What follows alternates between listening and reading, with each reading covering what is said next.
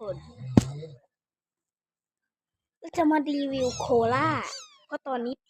ปลายขาวไปอยู่กับแม่ ใช่ แม่เอาปลายขาวไปเว้ยเหลือแค่โคลาอยู่ตัวเดียว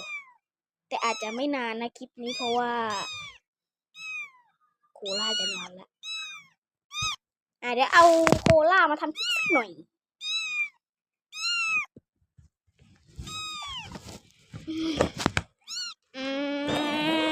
อุ้ยสนุกจังเลยโอ๊ยอะไรเนี่ยมีอาหารให้กินด้วยเอาไปกินดีกว่า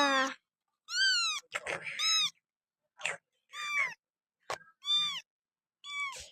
แล้วก็อะไรเนี่ยไม้กระทา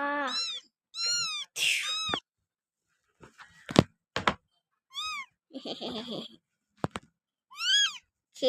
ลาไปกับอีอา